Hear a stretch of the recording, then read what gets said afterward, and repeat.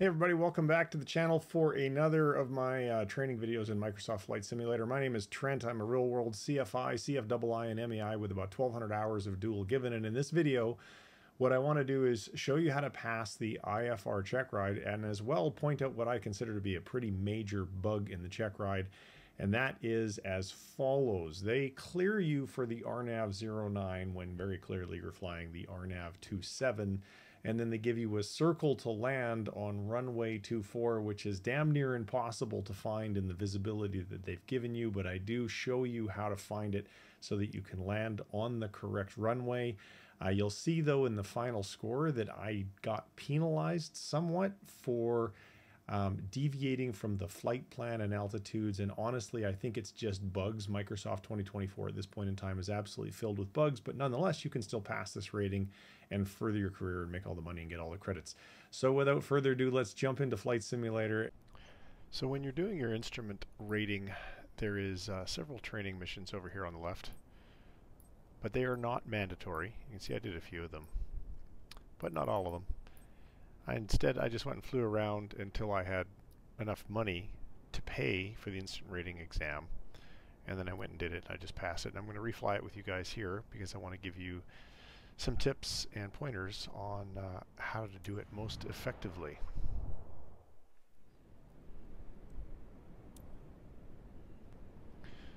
So if you want to read the entire briefing, you can do so. I did not bother to do that, and I don't think it's particularly important that you do read it rather. So you want to have your aircraft in a state of flying. So if you've got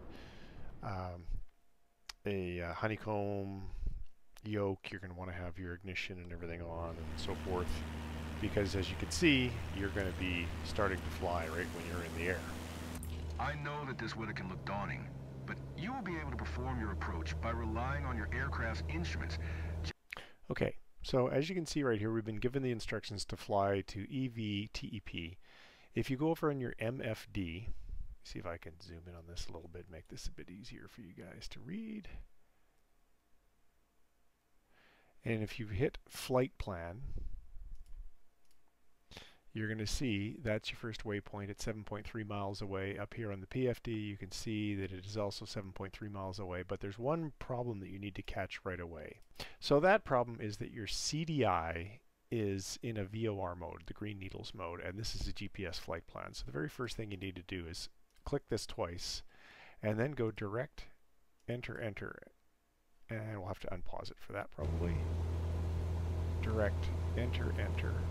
And then we're going to hit nav, and we're going to turn the autopilot on. Okay, so he's given us an instruction to squawk 3125. We need to get turned. So we're starting to get the aircraft using heading mode. Let's do the transponder here first. It's 3125, 3125. And we also need to get down to 2100 feet. So vertical speed down at 500 feet per minute. Pull some power back as we're going pretty quickly. And try another direct enter, enter. So everything that just happened there was as follows. We need to get to this waypoint. We need to be down by 2100 feet. So first of all, the CDI was not in the correct mode, so we switched it into GPS mode. Then we turned on the autopilot. We were originally in heading mode, and we got steered towards the heading that we needed to be on so that the GPS could intercept this particular track here. As soon as it intercepted the track, the GPS, which was white over here, turned green, and now you can see we're flying in GPS mode. We are headed down to 2100 feet, so let's capture that because that's where he told us he wants to be. So there's 2100 feet there. We're roughly at 2100 feet. We've got a little couple more feet to go down, but not very much. And then we'll maintain our power, obviously, because the autopilot is not an auto throttle. So at this point in time, you pretty much let the autopilot fly the rest of the lesson, and you are going to be just fine. Now, in a real instrument approach situation, you would first of all, you would have in something like ForeFlight, you would have an approach plate. The approach plate is essentially a 3D map that's showing you more or less what you're seeing here on the MFD. It's fly this heading, descend to this altitude. When you get to this waypoint, turn to this new heading of 265, fly until you get to the final approach fix, and we're going to arm the approach mode using APR before we get there, and I'll talk about that more when we do that, but until then we're just going to speed this up a little bit here using sim rate, make it go faster. So we're at 2100, we're in GPS mode, we've got the autopilot on, we're coming up on our waypoint, it's 2 miles away, no radio instructions to have to deal with, so this is a pretty boring flight, to be honest with you. You can switch back to visual flight rules before landing. Identifying the runway lights should help you during the transition. There's our left turn to the Cessna new Sierra, waypoint. Quebec Oscar, you are 11 miles east of Sunburg. Contact tower on 118.25 when inbound. Okay, so there's the instruction. That's very, very normal. Contact tower. So we've been talking to approach. They're now handing us off to tower. Tower on 118.25 Cessna Sierra, Quebec Oscar. Okay, so we're going to contact the tower. Tower Cessna There you Foxtrot. do. 118.25 on the active. 10 miles east inbound RNAV runway 9er approach circle to land runway 24. Cessna Foxtrot. Bravo Sierra Quebec Oscar Tower. QNH 101 tree cleared PBAG S1AARA. And AEV PSEP RNAVP and runway 9er approach. So you can see we've been given a Cleared runway RNAV 9 approach Cessna, with a circle Sierra, to Quebec land. Oscar. With a circle to land on runway 24. So this is, I find this quite interesting because I'm not sure that this actually lines up with what we're going to be seeing here. So we still got 0.9 miles to go until we get to the final approach fix. Now, outside of the final approach fix, so we would normally make sure that we're in approach mode so that we capture the glide path, and we're going to put down 10, in a 172, you're going to put down 10 degrees of flaps. So there you can see this is flashing green.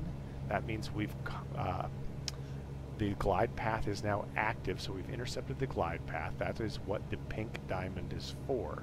If that pink diamond was below us, that means we would be above the glide path.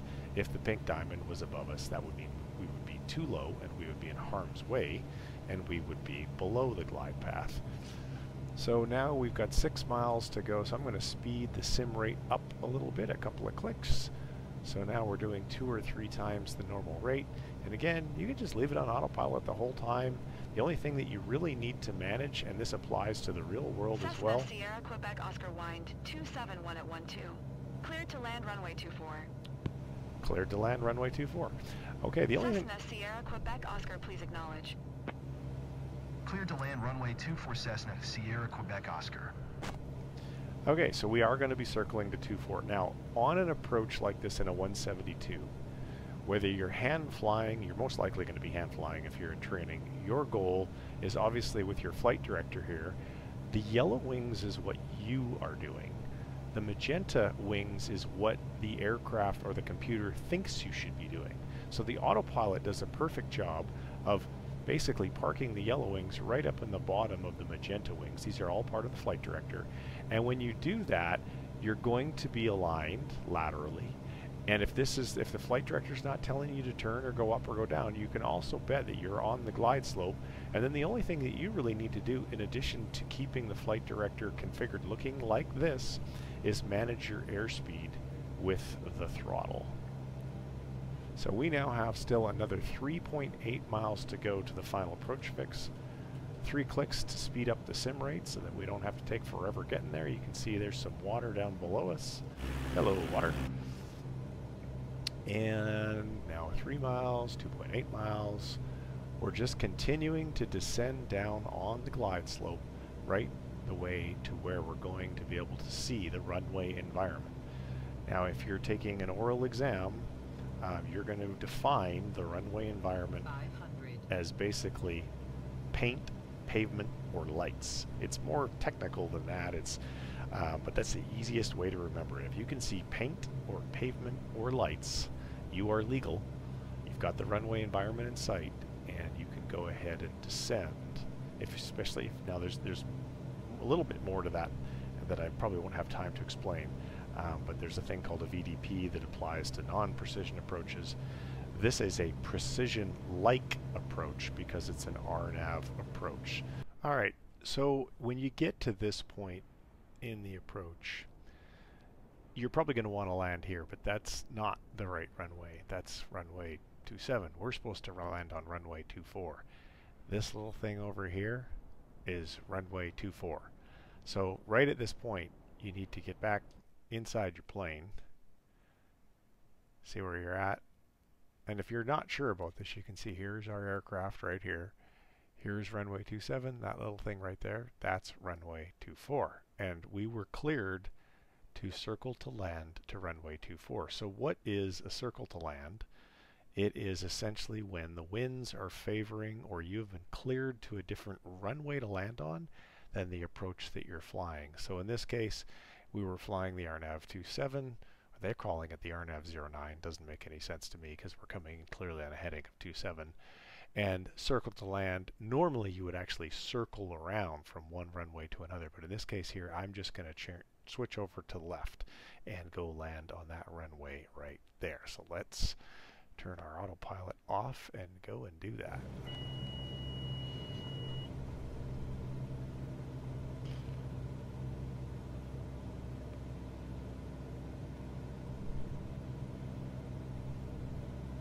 There is good old runway 24 right there. So get our speed under control. Going a little fast.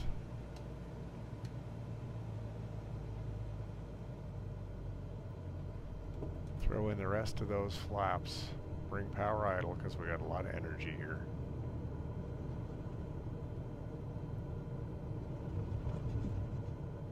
Wow, this thing's handling really weird.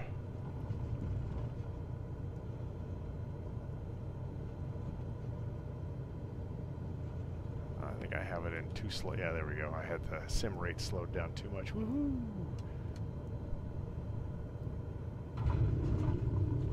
Not Cessna, Sierra, Quebec, Oscar, not an amazing landing. Taxiway. Alright, so let's just go into outside view here, or external view, whatever you want to call it.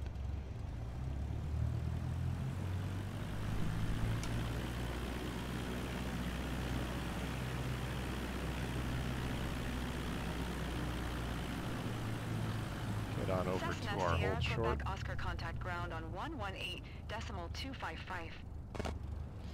So this thing is just absolutely full of bugs. The fact that they're putting this over here makes no sense to me whatsoever. So we're just going to go right from here, Alt-N, and skip to shutdown.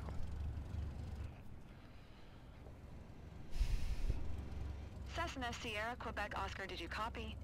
And we'll acknowledge that handoff, and then we'll shut the engine down. For Cessna, Sierra, Quebec, Oscar. Great job. You've passed the test. There's a few areas where you could improve, but that was a solid performance. So I do think there's some pretty good bugs in this particular check ride. The fact that they're telling you that you're flying the RNAV 09 when very clearly you're flying the RNAV 27, the fact that they ask you to circle to land to runway 24, which very clearly is not a circle, it's a slight left turn to 24, which is totally unnecessary because if the winds were favoring 24, unless they were really, really strong, you'd be able to land just fine on runway 27, which is what you would normally do in this situation. The visibility wasn't terribly good, but nonetheless, that's how you do it. So if any of you want to refly this and figure out how you can fix that bug, I would love to hear it down in the comments. So would many other members of the community. So if you enjoyed the video, please give it a like. If you have questions or comments, leave those down below, and please do consider subscribing to the channel very much. Thanks very much. Have a great day. Bye-bye.